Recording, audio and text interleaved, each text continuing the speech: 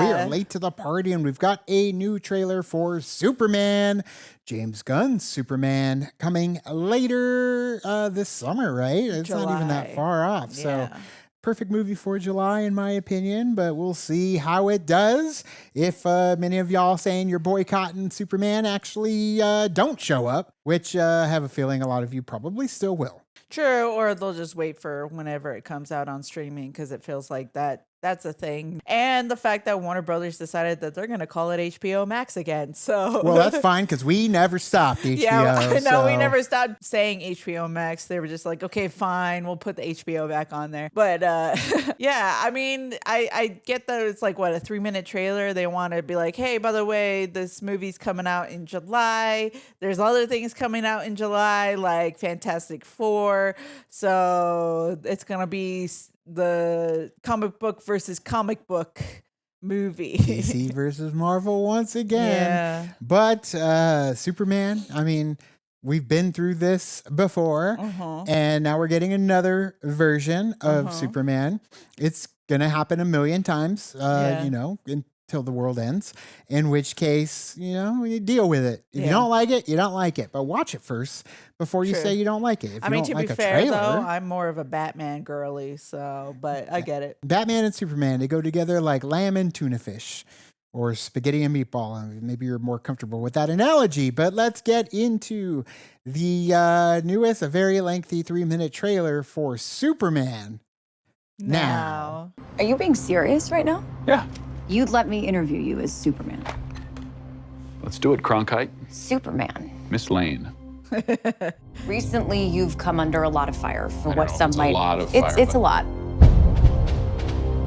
I love how like people were complaining that he was blinking, and in that shot he wasn't blinking. I stopped a war. Maybe. Not maybe. I did. In effect, you illegally entered a country.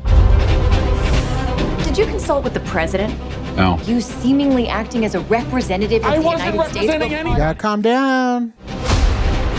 He's his own entity. And consider the consequences. People were going to die. Hey, buddy. Eyes up here. We're going for a ride.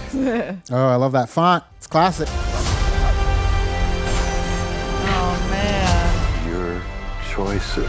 Don't you dare. No! You better keep crypto safe. What makes you who you are. He's not a man. He's an it. Somehow become the focal point of the entire world's conversation. Except that.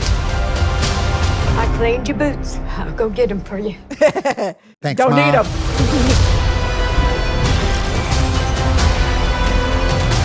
Oh boy.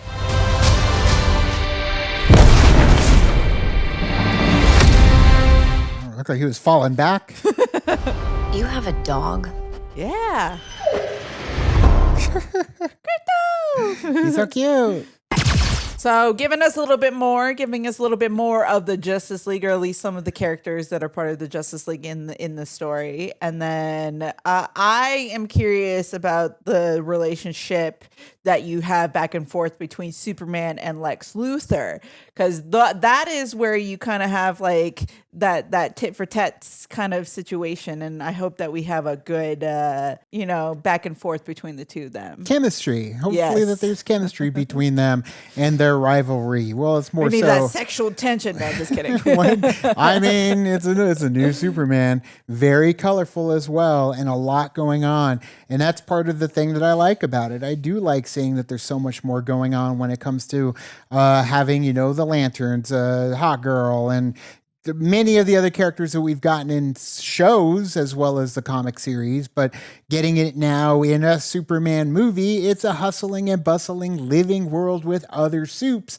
So what's going to happen when Supes is the one that's kind of going outside of the norm to save people when everybody else is like, hey, there's protocols that we have to follow. You can't be stepping on toes, and sometimes you got to let people die.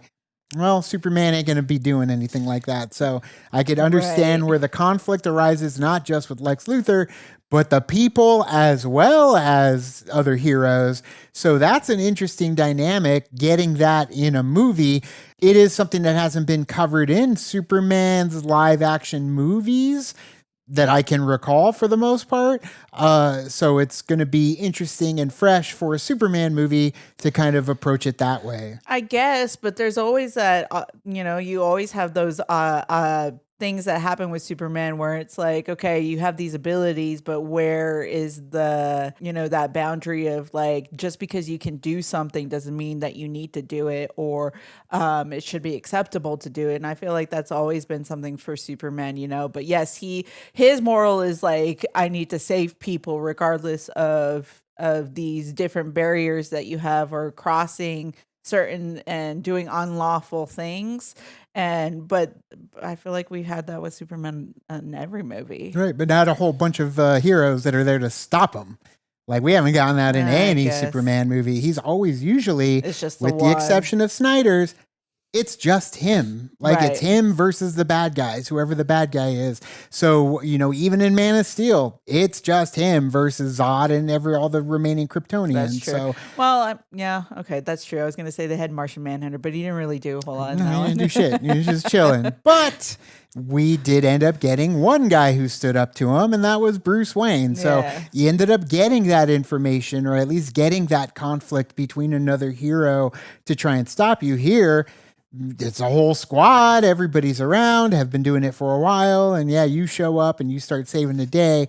But the rest of us are like, yo, like, you got to do what you're supposed to do in this world so we can all live together peacefully. And if you're stepping on everyone's toes, especially heroes, you're going to have superheroes like Gardner that's going to end up being pompous, a little prickish, and doesn't like that you're coming in and being the poster boy for hope when the rest of them have been doing it for quite some time, Yeah, and then of course, Lex Luthor is going to take advantage of that 100% because that's what Lex Luthor does.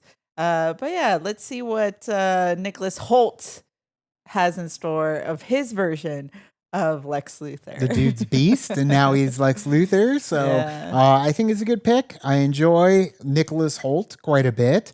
So just reminded me of him in The Menu. Ridiculous, such an asshole.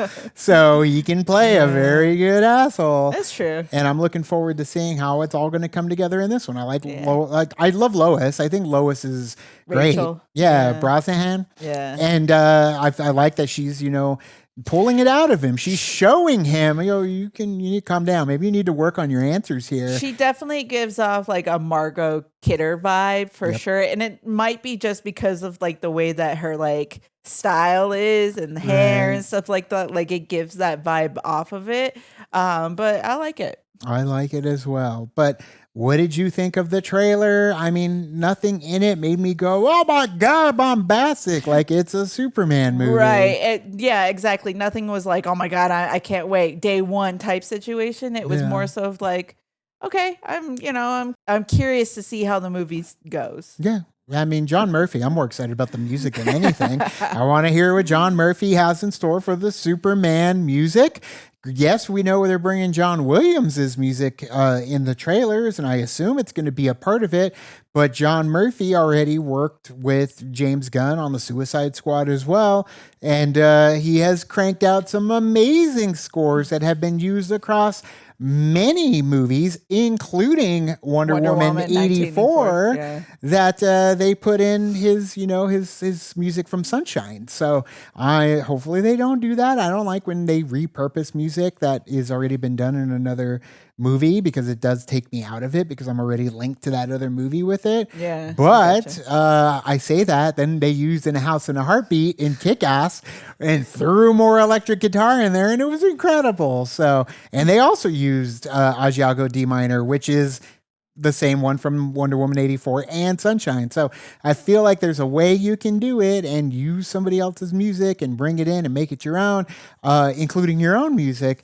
But we shall see when John Murphy does the score for Superman. But Let us know again your thoughts in the comments below. You can also like and subscribe. And do the thing on our Facebook, Twitter, Tumblr, Instagram, Discord. All the social networking gin joints, you know where they are. Kick into the party, fuel the party, keep the party going on our Patreon, as well as on the member section on our YouTube channel. Check out our reactions to the last 3 episodes of Andor. Working on that 3rd episode now, almost done. But you can check out the other 2 episodes on the channel now. But thanks so much, and as always, Now it's time to say goodbye. and this party is over.